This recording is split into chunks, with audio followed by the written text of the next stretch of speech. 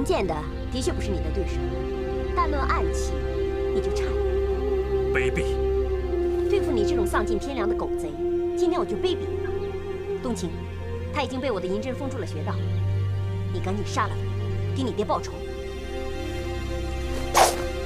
杀父之仇不共戴天，今天你有这个下场，完全是你罪有应得。我自无愧于天地，杀了我，若能泄你心头之恨，尽快动手吧。你别以为我会心慈手软。姐姐，你别杀英雄哥哥，他是好人。他是好人，他杀了你爷爷，你居然还说他是好人？他不是害死我爷爷的凶手，我认得。英雄哥哥还救过我呢。英雄哥哥，你快告诉姐姐，你不是害死他爹的凶手。我没必要再回答一次。如果你真不是害死我爹的凶手，那你为什么不肯告诉我谁才是真凶？能说的我都说了。冬青姑娘，依我看，这个狗贼还真不像杀你爹的凶手。如果你这一剑要下去，就有可能真的找不到杀你爹的凶手了。要不这样吧，花姨，你不是最懂得拿酷刑逼问人的吗？我？姐姐想知道害死他爹的凶手是谁，我们可以把英雄哥哥抓回醉月楼，慢慢的逼问呢。什么呀？你这是出的什么馊主意啊？我抓他回去，那我还得养他呀。哎呦我的天哪！哎呀，哎，没事。马少飞，你干嘛呀？你别弄伤了英雄哥哥！你吓死我了！你至于的吗你？伺候你那小少爷我还不够，你又勾动一大老爷！你看！行了，任苑，你别拿他当大爷伺候了。叶红莹，只要你一天不肯说实话，我们就绝不会让你活着离开这儿。花姨，莺燕说已经找到那间了，是不是江郎？那他人呢？让他给杀了。什么？你不，我杀了你，给兄弟报仇！慢着，事情还没有弄清楚，不能随便杀人，不得放肆。石破天，叶红影，你这个恶贯满盈的，总算也有今天。恶贯满盈的人是你们，燕云13英。什么？燕云13英？这是怎么回事啊？我真恨当初没有杀了你，为民除害。没想到，像你们这些丧尽天良的恶贼，居然现在也能使朝廷愤怒，成为袁崇焕的部下。那群恶贼啊，现在成了袁将军的手下。就是站在你面前的什么13铁骑。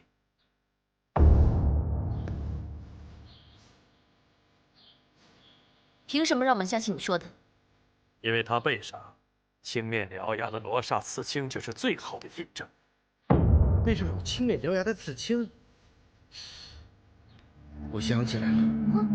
你想起什么？背上有青面獠牙的刺青。石破天，上次我给你洗澡的时候，我就发现你背上有青面獠牙的刺青，当时我还纳闷儿。以为是你爹的画像，我还琢磨你爹怎么这么不上相。什么？石破天，你……没错，我跟我这些兄弟，确实就是当年江湖上恶名昭彰的江洋大盗燕云13英。不过，自我们从军开始，我们兄弟们就对皇天厚土发下重誓，洗心革面，弃暗投明。参见袁将军。免礼。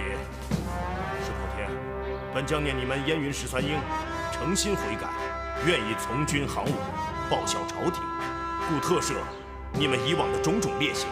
今日起，封你石破天为随军参将，其他12人为阵前先锋，望你们好自为之。谢将军。之后，我13兄弟保国为民，屡建战功，为的就是要赎罪。希望各位能够相信。我不信。哎，行了，管你们谁信谁不信的。总之，这狗贼被关在这里的事儿，绝对不能对外人透露任何一个字。花姨，我不懂，既然那个内奸已经死了，为什么你不让石破天他们把人员带到辽东去呢？直觉吧。我的直觉告诉我，这石破天才是真正的内奸。听了叶红影的话之后，我更相信我的直觉是对的。你相信他说的话？俗话说得好，狼行天下吃肉，狗走天涯吃屎。江山易改，本性难移。这狗啊是改不了吃屎的。既然石破天他们以前是杀人不眨眼的江洋大盗，就是他们再有诚意想改，也去不掉骨子里那个匪气。可是我认为，叶红影他这么做，只是想引开我们的注意力。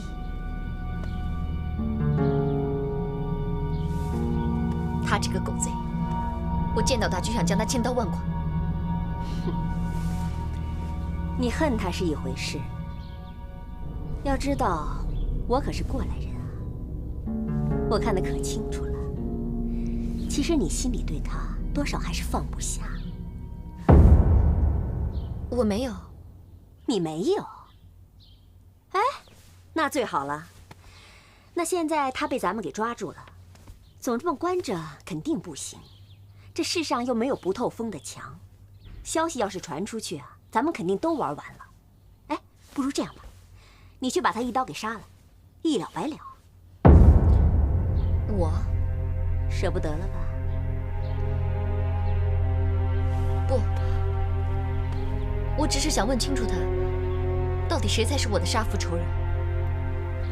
唉，好吧，反正你心里怎么想，我也管不了。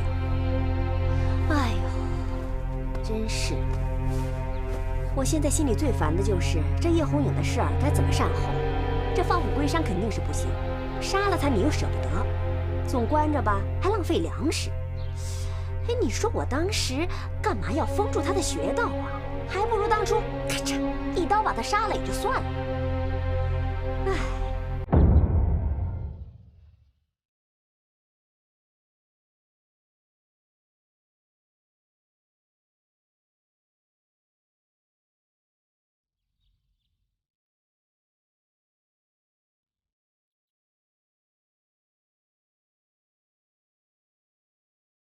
不行，我不能就这么被困死在这儿，必须赶紧设法解开身上的穴道。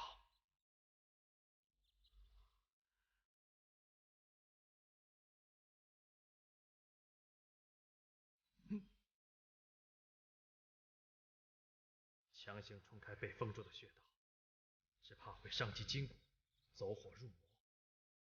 我答应过杨伯伯照顾冬青，石破天心狠手辣，若继续留在醉月楼，只怕对冬青不利。我必须设法让冬青看清楚石破天的真面目。哎，我说小少爷，你待会儿再把胳膊甩出去，别练了，行不行啊？咱们现在是女人，女人要端庄一些，端庄。女人是不能练剑的，容易被人说成是贱人，小贱人。你看，你看，我给你找这个布娃娃多好看，看看。想逼我玩娃娃，得先问问我的剑。干嘛呀？你要杀人啊？我杀的都是该死之人。哎呀，这孩子跟谁学的？说话阴阳怪气的。你不……哎，我刚发现，这孩子怎么又把床单穿出来？我一天洗8次。这床单干什么的？你不知道吗？睡觉用的，知不知道？再不听话揍你！谁让我不敢揍？听话。我不听话。如果你不答应我救英雄哥哥的话，我再也不听你的话了。我不听。别闹了，别闹了，行不行啊？我就奇怪，那鸟人的死活关你什么事儿啊？当然关我的事了，他是我的朋友。我长大以后就要像他那么威风。天哪！拜托你换个人行不行？你爷要是知道你非要学他，以后要当他那样的人，非气得从棺材里蹦出来不可。那是条走狗。跟谁学不好，非要跟他学，以后不许学的。那马上飞，你说哎呀，我该学谁？你想知道吗？想。蹲下，看我。哎，如此仰视一见，是不是觉得我与众不同啊？你就学我吧。你说我容易吗？我作为一个厨子，我抛家舍业四处流浪，什么苦没吃过，什么罪没受过。为了女人的尊严，我还放弃了做男人的尊严。哎呀，如此说来，我都开始佩服我自己。你就向我学好了。切，谁学你啊？要学呀，我就学英雄哥哥那样。我最后问你一次，你答不答应帮我？要不然，我就让你一辈子洗不干净那被单。我踩！小少爷，哎，我踩！别！你答应帮我了？别停，继续踩，给你踩成5条才好。踩吧，小样！马上飞，你太坏了！我让你一辈子都当厨子，下辈子也当厨子，永远都是厨子。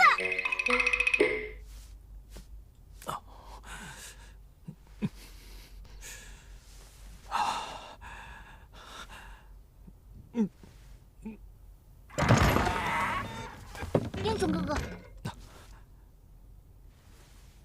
是你？英雄哥哥，我知道你的穴道被花姨的银针给封住了，是不是我把银针拔出来，你就能动了？住手！你若是拔出银针，我必死无疑。必死无疑？那我该怎么办啊？我真的不想看到你这样。这不关你事，你走开。怎么不关我的事啊？我们是朋友。我从来没有朋友，你我也不可能成为朋友。不管你承认不承认，我是你的朋友，因为你救过我，所以我就认定你是我的朋友。石破天一定是冬青他们想找的内奸，我可以利用这个孩子，让石破天现出原形。英雄哥哥，你等着，我去找马上飞，他会御你拈花手，一定能帮你解开穴道的。你等着。等等，一会儿会有坏人要杀冬青姑娘和花姨，你想不想救他们？我想啊，我当然想了。英雄哥哥，你快告诉我，是谁想杀我姐姐和花姨？你想知道是谁，只有靠你才能把他们引出来。靠我？我还那么小，又不会武功，我怎么救他们呀？你过来，我教你。来人呐！救命啊！快点放我出去吧！来人呐！我不想被锁在这儿，你们快放我出去！快放我出去！放我出去！放我出去！艾蒂姑娘，你别再叫了，无论你怎么叫，也不会有人来理你的。那你快说，你们把我拴在这儿有什么企图？我们能有什么企图啊？有漂亮的房间给你住，吃喝还有人伺候着，以后你就安心的住在这儿。啊！你要我住在这儿？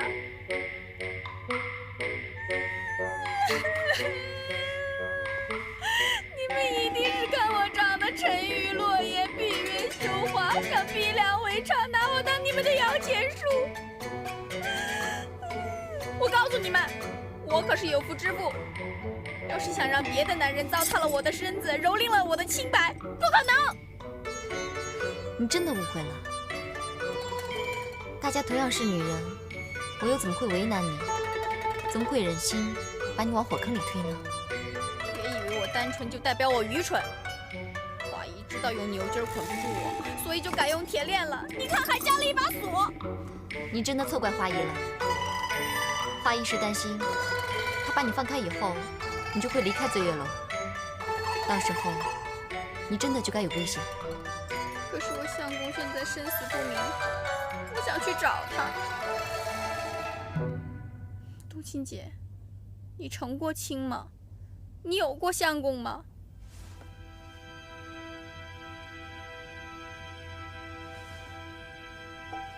既然你成过亲，有过相公，你就一定知道不能跟自己心爱的人在一起有多么的痛苦。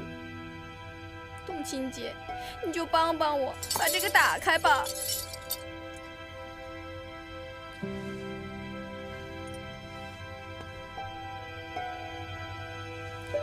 让我放了你也可以，但你得答应我，以后所有的事情都要听我的，不能随意出醉月楼。那我要找我相公怎么办呢？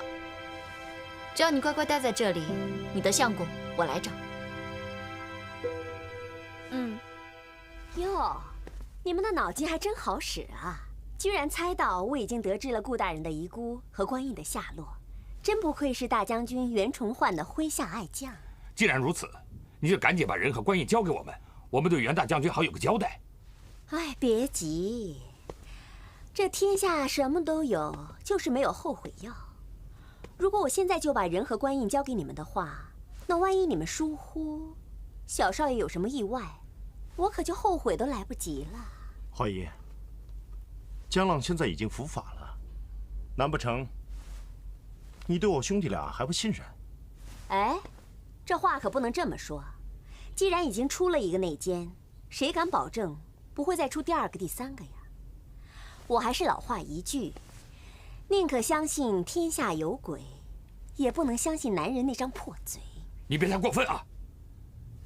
哎，你不想把人和官印交给我们，怕是你没安好心吧？嘴长在你脸上，你爱怎么说怎么说。至于我听不听呢，你管不着。嘿，你这……各位上演呐！各位上演往这儿看看呐！哎呀，看一看我们，仔细看一看，哎，看一看，听着，听着，我们两个不再是女的了，不再是女的了，啊，我们要做个男子汉。我们就要做男子汉。差不多人到齐，我们赶紧回去做饭吧。哎呀，不行，这人都还没到齐呢。哎，你们都给我听着啊，我是个堂堂正正的男子汉，知道吗？你们这是干什么呀？啊？谁让你们换回这身衣服的？师娘，这事不怪我。对，花姨，你就别生气了，是我让马尚飞换回男人衣服的。我爷爷说过，唯小人与女子难养也。什么？你把这衣服给我脱了，马上换回女人衣服。师娘，我们俩都发过誓，只要换回男人装，就再不当女人。我们要当男人，当男人，当男人，当男人。你看，那孩子叫顾仁愿，顾大学士的孙子。你给我下来！你闹够了没有？你把话给我说清楚，是谁让你这么做的？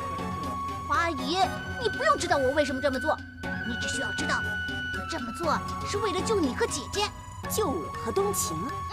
你把话说清楚，不然我点你的穴！快跑，小少爷！哎，师娘，你还敢跑？师娘，干什么呀？马尚飞，你造反了！你放手！哎，师娘，孩子那么小，你点他干嘛呀？我看你这两天点戏点上瘾来了，要不然我皮糙肉厚的不怕点。你来，你点，你放手！我让你放手！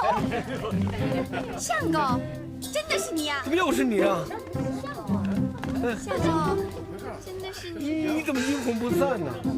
相公，我找你找的好苦啊！跑吧我！相公，你给我站住！站住！再不站住，我就把这给拆了！我走了。相公，你等等我呀！哎，我怎么动不了了？要是现在让你动得了，那我这醉月楼不就让你给拆了？冬晴，我警告你，我现在点住他的穴道，没有我的允许，不准给他解开。花姨，你就先把艾弟给放了吧，这事儿没得商量。同样都是女人，差别怎么就那么大呢？冬青姐刚刚给我松绑，老女人，你就给我点上穴了。我可警告你啊，你要是想逼我陪酒，我宁死不屈。哟，你别自作多情了。哎，你也不看看自己长得什么样。我这醉月楼还不想砸了招牌呢。我实话告诉你吧，你呀得罪了官府的人，现在你只要一出醉月楼就是死路一条。你要想保住小命，就老老实实的在这待着吧。快把我穴道解开，要不然我怎么吃饭上茅厕啊？放心吧，你中的是我的玉女拈花手。每隔半个时辰呢，穴道就会自动解开2炷香的时间，足够让你放风、喝茶、上茅厕，外加松筋骨了。2炷香的时间过了呢？那就跟现在一样，穴道封住，动弹不得了。你到底想干嘛？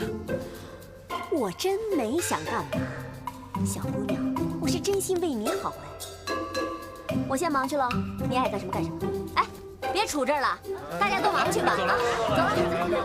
哎，走了。走。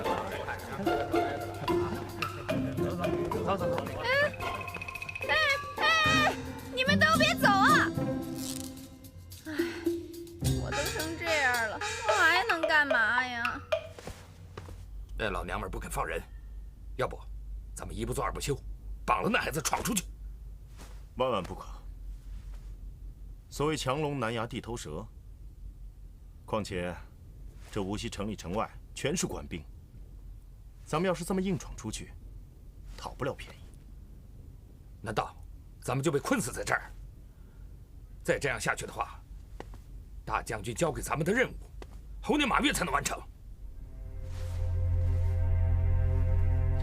大将军那儿，我会去交代。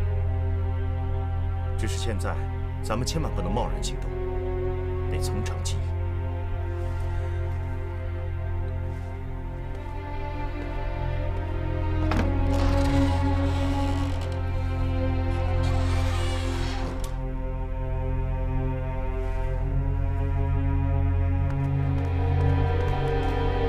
大人，飞鸽传书。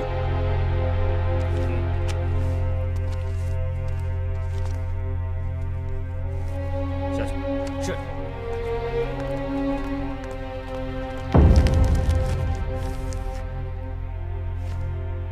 叶红影在醉月楼。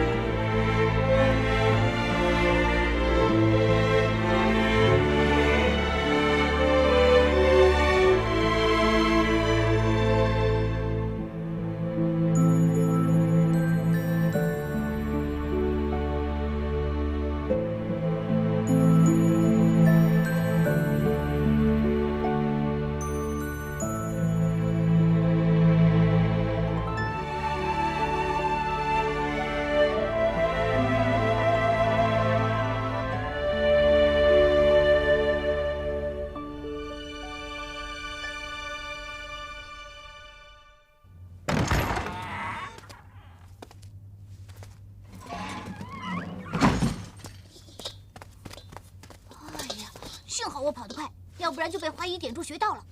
英雄哥哥，我都按你教我的去做了，接下来该怎么办？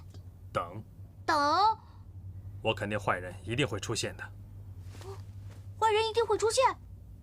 你又动不了，我又不会武功，那万一坏人真来了怎么办啊？哎，等一有动静，你就立刻敲响这铁锅，把所有的人都引来，明白吗？我试试吧。是这样吗？我明白了。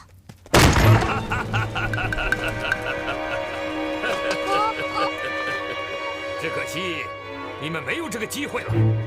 坏人真来了！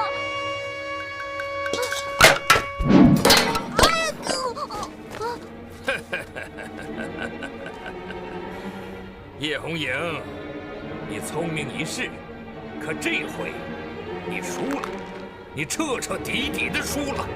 你是什么人？夺命罗刹。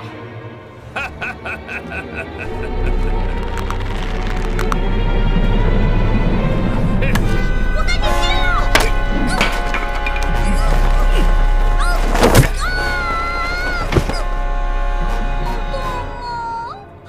别管我，快跑！不行，我们是朋友，你有危险，我怎么能跑呢？你，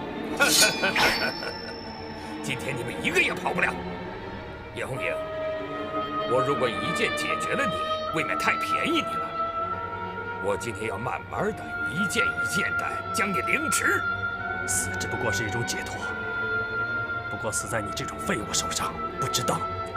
死到临头了，你还这么多废话！不要！姐姐，你快救英雄哥哥吧，他都受伤了。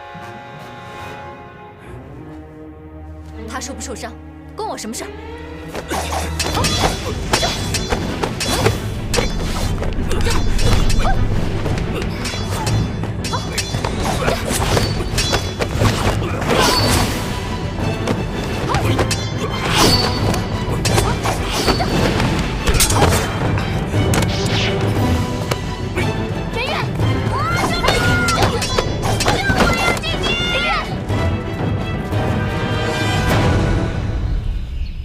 举起你的双手，然后挥一挥你的左手。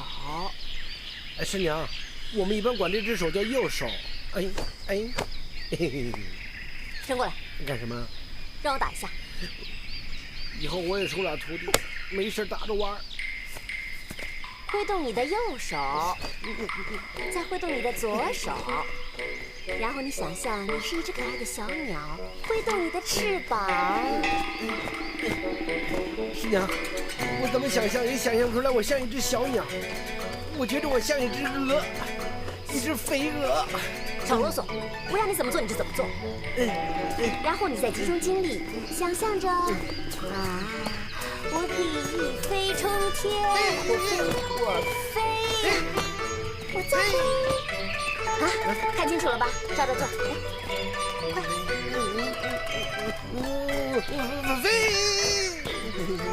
师娘，这全是树，不敢飞。这有什么不敢的？我上次就是撞到树上了，差点把脑袋撞脖子里去，不能那么莽撞了。我是怕你停不下来，才故意挑这个地方的。没事没事，放心吧啊！飞。没事没事，你是没事，我受得了吗？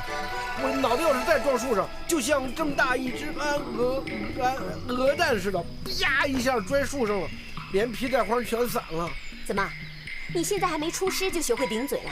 你皮痒是不是？你信不信我拿家法刺你？飞吧，飞！太暴力！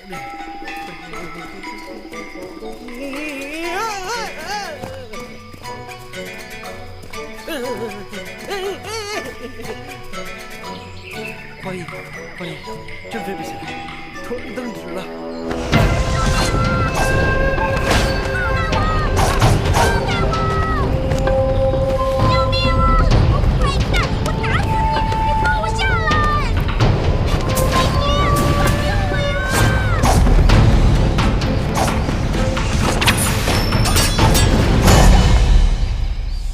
怎么飞不起来啊？难道出什么问题了？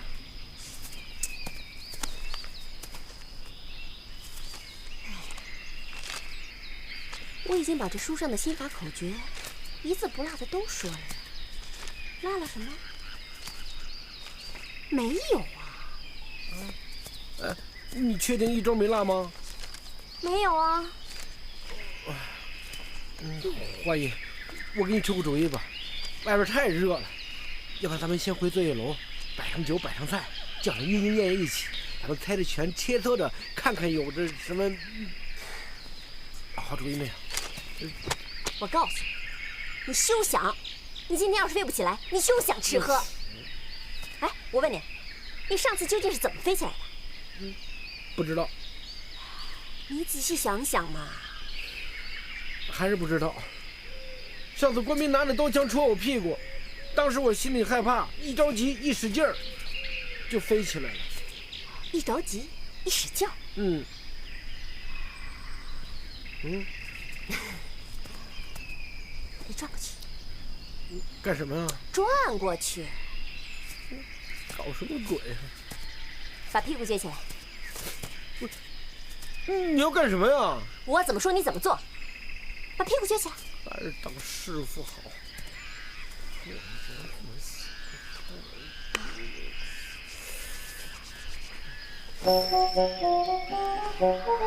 我看你急不急？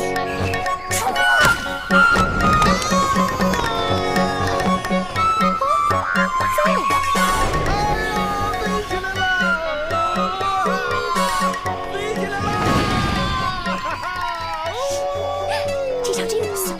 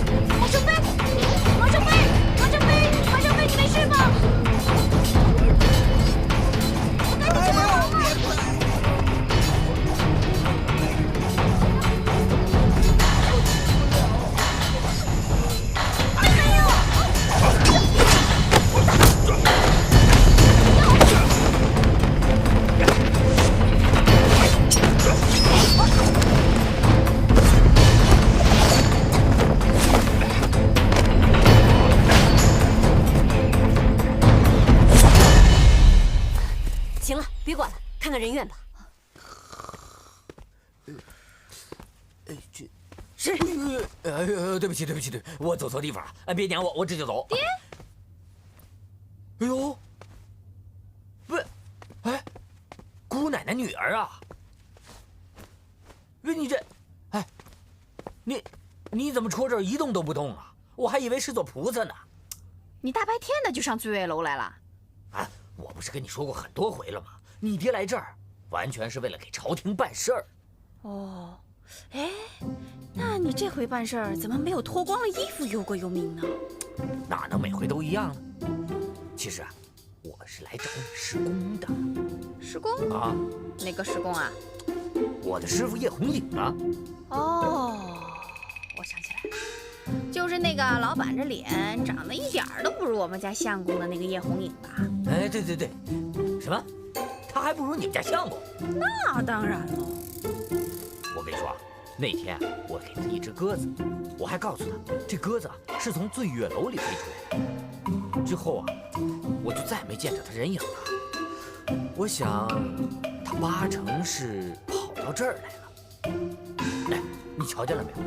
哎呀，你别提了，你女儿我这2天可遭大罪了。我一会儿被人绑，一会儿被人点穴。别说我施工了，我连只鸽子都没有瞧见呀。你没被那些乱七八糟的男人怎么样吗？说什么呢？哎呦，那就好。哎呀，原来是这样啊。好，行，那你继续在这戳着吧，我接着找人了。哎，你别走啊！你也不问问我找着相公了没？哎，有你这么当爹的。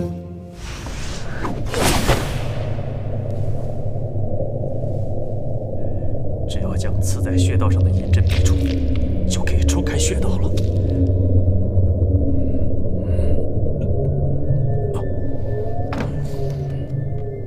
叶红影，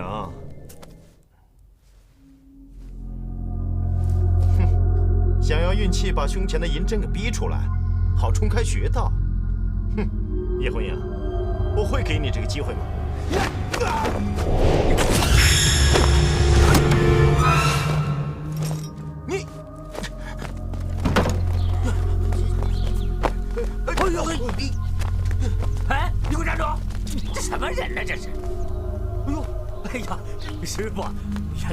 儿啊？哎，你说你来醉月楼不去喝花酒，你跑柴房干嘛来了？哎呀，糟了，方才运气太近，逼出银针，反而伤了自己。哟，师傅，这是怎么回事？谁干的这是？这怎么伤得这么重啊？谁干的？托人替你报仇去！谁干的？别缠着我！哎，没有，师傅，你看你怎么伤得这么重？来，哎呀，托儿扶你走。顾县城的孙子还有官印的下落都在醉月楼。你说的是真的吗？不仅如此，我还查到，那老鸨花姨就是叛将熊廷弼的姨夫人。至于那个舞娘杨冬晴，正是反贼杨涟的亲生女儿。什么？杨冬晴竟是杨涟的女儿？真的？千真万确。花姨和杨冬晴乔装风尘于此，目的就是为了接应其他的余孽反贼。杨冬晴要真是杨涟的女儿，那她肯定是尚未嫁人。大人，我原想接了顾县城的孙子送到您这儿来，可没想到一时失手，还望大人恕罪。不，你这次做得很好，何罪之有啊？那大人，我下一步应该如何？先回醉月楼，本府自有安排。是。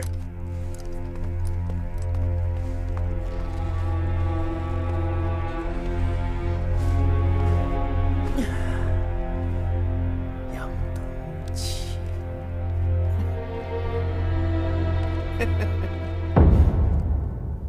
哎，师傅小心，坐好。千户大人，你们启禀千户大人，我们奉巡抚大人之命，在此特来接应。你们怎么知道我在这里？卑职不知。哎，各位官爷，你们来的正好，我师傅受伤了，你们赶快送他回去休息，好不好？啊，好，这就送你上路。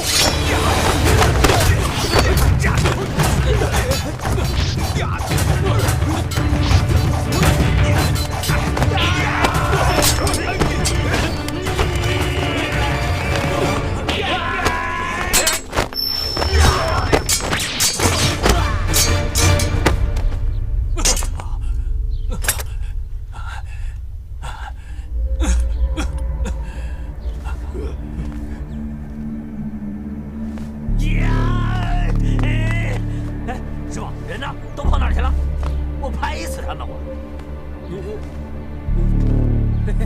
他们也太不经打了。师傅，您没事吧？哎，师傅，您不是替官府办事吗？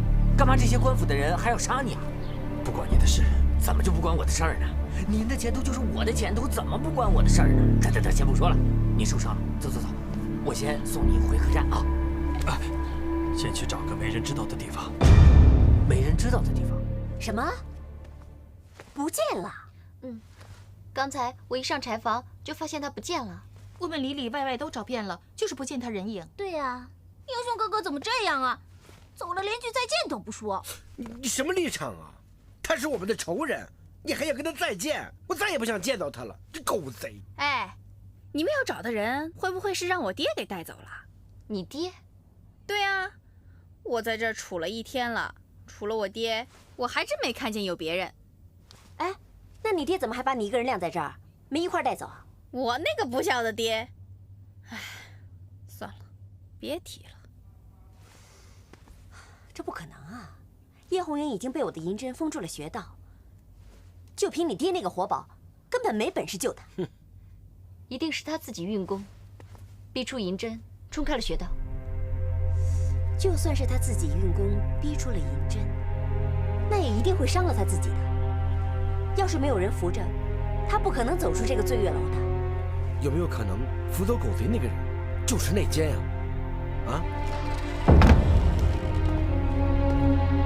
大伙都在，正好。叶红影已经解开穴道跑掉了，这儿不是久留之地，大家赶紧离开。等等，你怎么知道叶红影已经跑了？哎呀，现在不是说这个事儿的时候。我先带顾小少爷回辽东见袁将军。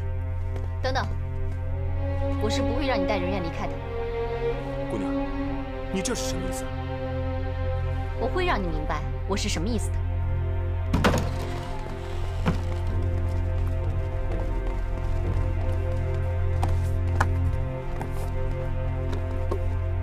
你们到底要在我房间里找什么呀？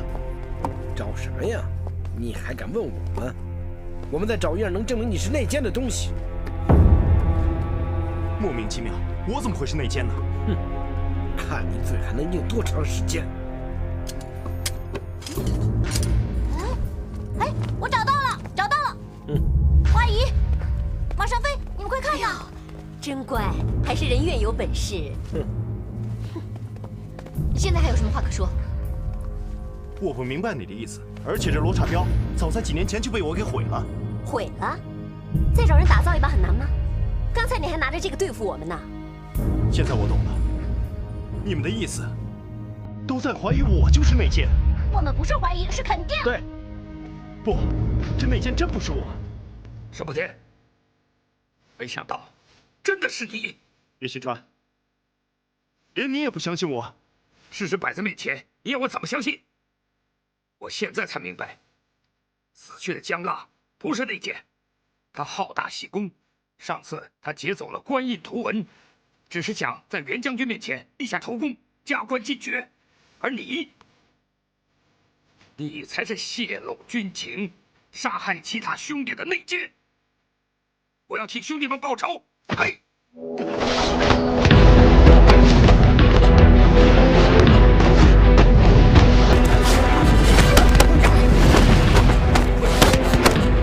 们不要冤枉我！冤枉，对你死去的弟兄们去说吧。没错。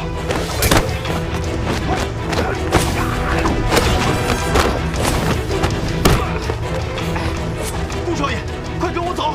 我们还没走。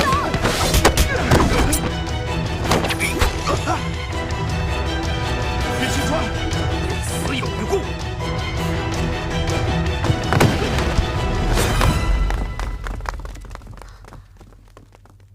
不用追了，那镖上有毒，他活不了。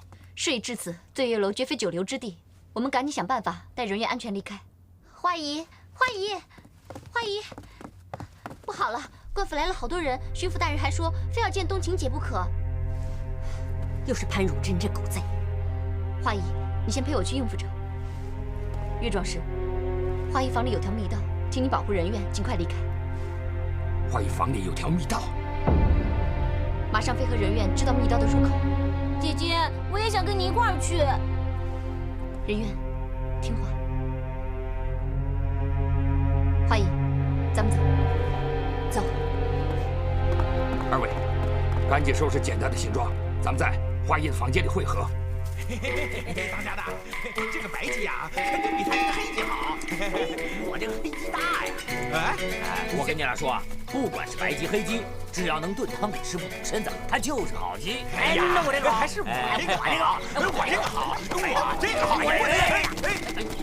哎，你说你追呀！哎呀，给我！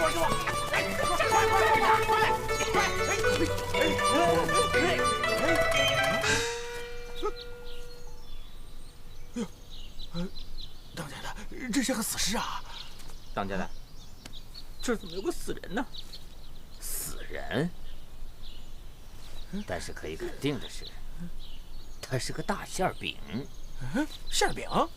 哎，你瞧，看这腰上那个闪闪发亮的牌子，哎，难道让当家的我亲自上吗？不是，当家的，我怕拿死人的东西遭报应啊！遭什么报应？有钱不赚才遭报应呢！哎，谈不上你上。啊，我宁可遭报应，这报应死我也不碰死人东西。我说你们两个废物点心，除了吃还会什么呀？学着点儿。当家的我亲自出马。哎呀！什么人？不，我不是人。说，我不是坏人。大爷，你放了我们当家的吧？你给我放了！哎，放了当家的！哎，我告诉你啊，你要不放啊，我们两个我给你跪下！大家，你别弄伤了我，弄疼了我。你弄疼了我师傅可是会不高兴的。我告诉你，我师傅可是明浙江湖神机营的前湖大人叶红影。你说什么？叶红影？那是。你知道他在哪儿吗？我知道。带我去见他。哇，来那么多官兵。哎，花姨，你们醉月楼什么时候变衙门了？哎，行了，你少在这掺和了。莺燕燕，把他抬出去。是。哎，你们要干嘛？别碰我，听见没有？别碰我！哎，把我放下来，放下来，听见没有？放我下来！哎呀！来，快点，给我抬进去。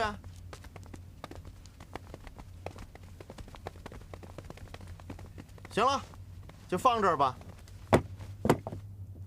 你们先退下。是。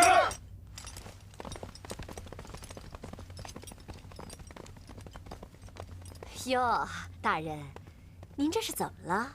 这么多的礼，难不成是因为我们醉月楼为全城的老百姓做出了贡献，你特意拿来犒赏我们的呀？没问题，我这就叫所有的姑娘们出来跟您说声谢谢啊！哎，你不必劳师动众了，我带这些东西只送给杨冬晴杨姑娘。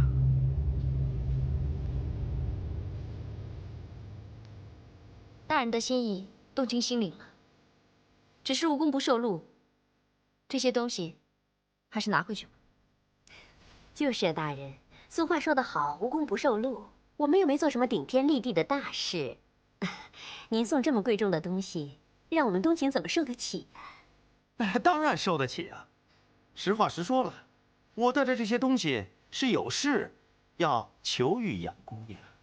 求我？大人您位高权重，求我一介青楼女子，这岂不是很滑稽吗？就是啊，大人，您就别拿我们开心了。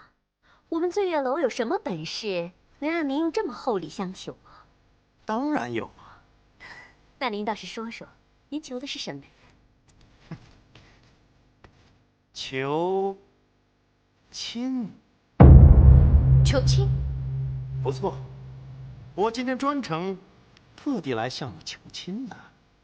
这些东西都是我专程带来的聘礼，还不赶紧收起来？笑话！既然是求亲，我没有必要非答应你，所以这些东西还是请你带回去。哎呀，这恐怕就由不得你了。哎呦，大人，您不是说不求我们家冬晴了吗？怎么又反悔了？您又不是不知道，我们家冬晴她已经是个有夫之妇，而且还有个巴西大的女。是，她女儿是不是姓顾，叫顾人怨？这奸贼果然知道了人怨的身份，还想骗我？哼！今天这些聘礼，你愿意收也得收，不愿意收也得收。哎，我把话跟你们说清楚，今天我还得入洞房。汉如真，你这根本不是在提亲，是在逼亲。我就是逼你了，怎么样？你。大人，哎呦，不管提亲也好，逼亲也罢，您总得给我们一点时间，让我们准备准备吧，也好选个黄道吉日什么的。今天是我的大喜之日，它就是吉日啊。但是你们要不同意，今天就是你们的忌日。汉如真。杨姑娘，放心吧，为了表示我的诚意，我会命令我手下把杨莲大人，就是我的岳父，重新再风风光光的厚葬。哎呦，大人，您说的什么跟什么呀？我都听糊涂了。糊涂？还真没想到当年威震江湖的赛花花，哎，熊廷弼的13姨太，你会糊涂？开个玩笑吧。哦，我知道你武艺高强，但是就算你能打过我，你能打过我带来的这些兵吗？啊？既然话都说到这份上，那你说吧，你到底想怎么样？我说的很清楚了，今天只要杨冬晴姑娘和我入了洞房，我就可以考虑给这醉月楼上上下下所有的人一条生路。可如果你们敬酒不吃吃罚酒，不让我办这喜事儿，那我就给你们醉月楼的人办丧事儿。杨，我知道你是亲至孝，否则你也不可能拼了性命去把杨莲大人，你的父亲救回来。所以我想，你不会忍心，眼看着你父亲的尸体从坟里刨出来，被挂在城门楼上当街示众。狗贼！什么？花姨的房间有条密道？千真万确。请问大人，何不让我现在就将那孩子抓回来？不，还不到时候。待杨冬晴从了本府，再将醉月楼的人杀个片甲不留。是。哎呀，你别磨蹭了，快点吧，小少爷，别让岳壮士等久了，再晚了就离不开醉月楼了呀。我真的不想离开醉月楼，我舍不得姐姐和花姨。这个房间不能进。不是，官爷，我不把这房间打扫干净，花姨会怪我的。官爷，你别难为我这干杂役的，丢了饭碗怎么办呢？你怕丢饭碗就不怕丢脑袋吗？快走！